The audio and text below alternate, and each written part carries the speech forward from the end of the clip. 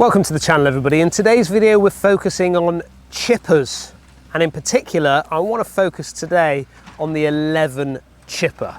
Now, I've talked about chippers in the past as a club that I actually think should be in a lot more people's golf bags, because lots of golfers that I see out on the golf course, certainly in Pro-Ams, struggle when it comes to chip shots around the green, or even just a little bit further out down towards the fairway.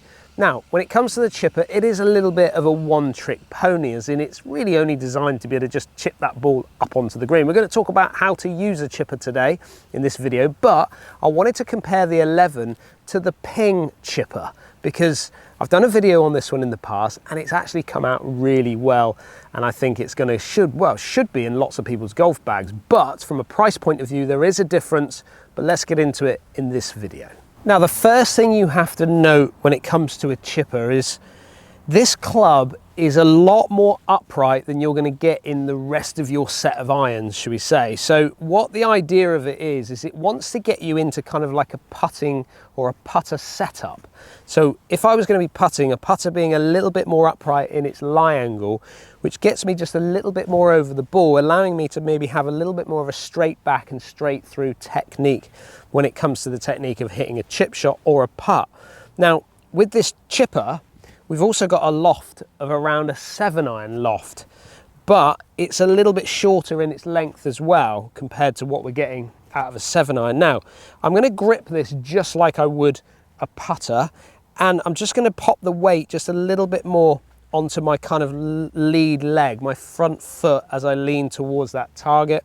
That's just going to allow me to feel like I can get a little bit of a steeper angle of attack down into the ball. But from a technique point of view, I'm going to simply use it just like I would a putter. Same grip as what I would use with a putter, and then it's going to be straight back and straight through, allowing that club to do the work for me. Now, what I see from lots of players out there is golfers going to higher lofted clubs when it comes to chipping basic chip shots around the greens. I see them using sand wedges, I see them using lob wedges, and these are highly skilled shots. Yes, we see them on TV all the time, but these are players that are highly skilled players. They're using these clubs for 8 hours a day. They're doing lots and lots of practice around the greens because they know that it's their scoring zone.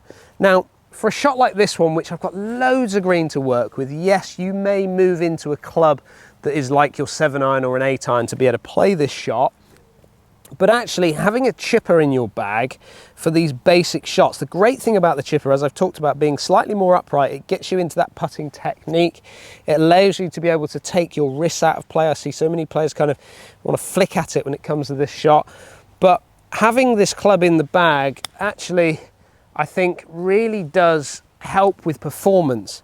The other thing when it comes to a chipper is you've got a plenty of sole as well. That club has enabled us to be able to glide into the surface just a little bit more, sliding through the surface, not digging in too much as you come into impact, but definitely being a little bit more upright. Having that club work back and through in a more straighter move is definitely going to help with performance for chip shots around the green. Now, when I put out my ping chipper review probably a couple of years ago now, it was amazing the amount of comments that I got back from people that said that actually this club is not a one-trick pony type of club. There's so many golfers out there that use it for lots of different shots around the greens, not just the little bump and run that I've shown you back there on the 15th green. I've brought you up here to the 16th, which we've got plenty of green, or plenty of fairway to work with before we even get to that green. That pin put right into the back of that green there. And what you're seeing with lots of golfers is they're using the chipper from probably 30, 40, even 50 yards out as kind of fuller kind of chip shots going in towards the green. Now I'm not going to lie, that is going in. Oh no, just missed. However, what I find fascinating with this particular shot, and ever since that video came out, I did actually go out and have a little play around with it, because I never really thought about a shot from this distance being in the kind of armory of what a chipper would be able to do. However, as you can see with that shot there, which actually I caught a little bit heavy, it still worked its way through the ground and got me up on to the putting surface and worked down towards the hole. So I take it back. These chippers are not just one-trick ponies. They can play lots of different shots from around the green. Now, when it comes to the difference between the 11 chipper and the ping chipper, is really, from a performance point of view, I'm not seeing a great deal of difference on them. They've both got that thick sole on the bottom, which enables us to be able to glide through the surface just a little bit easier. They're both upright in their setting when it comes to their lie angle, which gets me nicely over the ball and into the right position to be able to go straight back and straight through.